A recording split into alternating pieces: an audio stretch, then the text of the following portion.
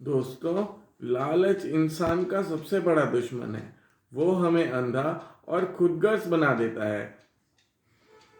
ये कहानी ऐसे ही दो लालची भाइयों की है जिन्होंने लालच में आकर अपने खुद के घर को ही दो हिस्सों में बांट दिया। क्या इसके बाद वो दोनों खुश रह पाए? चलिए देखते हैं ये कहानी। और हाँ, ऐसे ही अनोखी और मज़ेदार कहानियाँ देखने के लिए हमारे इस चैनल को ज़रूर सब्सक्राइब करें। एक गांव में रामू और श्यामू नाम के दो भाई रहते थे, जिनमें से रामू बड़ा ही होशियार और श्यामू बड़ा ही भोला था। ए श्यामू, मैंने यहाँ कुछ पैसे रखे थे, वो कहाँ गए? पैसे? क्या वो यहीं पर रखे थे, इस बिस्तर पर? हाँ हाँ, वहीं रखे थे। अरे वो तो मैंने एक भिखारी को दे दिए, बेचारा बहुत ही भूखा था। बेवकूफ, अगर उसे भूख लगी थी तो उसे खाना दे देता, पैसे क्यों दिए?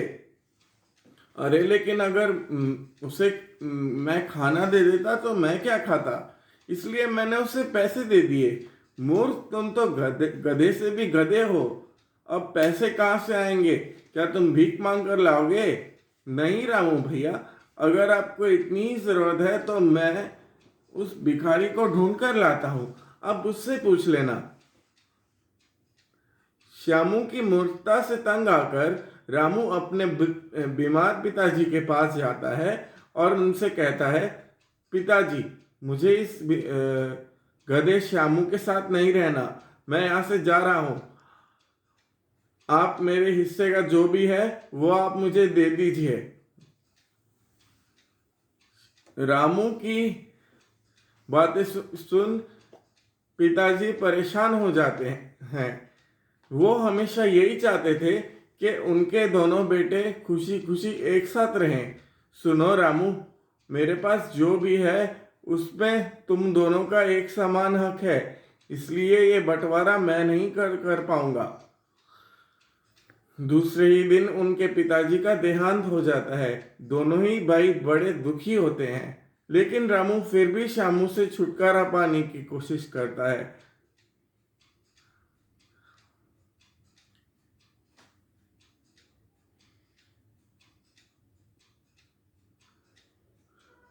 ये कपड़ा मेरा और ये एक तुम्हारा। ये एक, हाँ, ये तो मेरे ही कपड़े हैं चोर।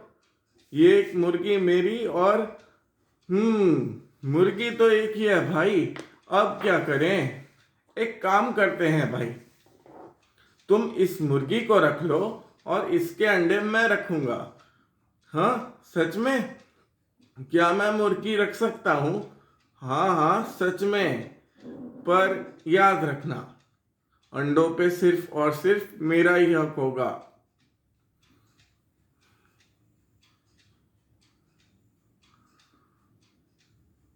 कुछ दिनों तक ऐसे ही चलता रहता है। रामू परेशान हो जाता है।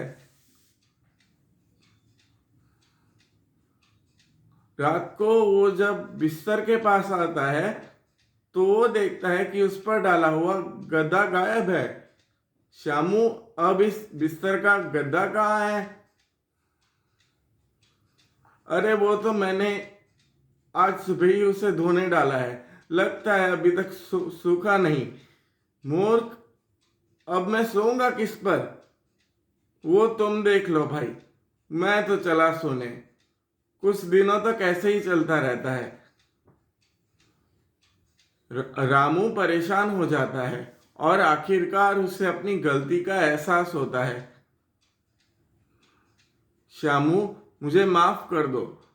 मुझे लगता है कि मैंने घर के हिस्सों को नहीं, बल्कि हमारे प्यार और एकता को बांट दिया है। आज से इस घर में कोई हिस्सा नहीं होगा, जो भी होगा वो हम दोनों का होगा। रामू की बातें सुन श्यामू खुश हो जाता है और उसे गले लगाते हुए कहता है,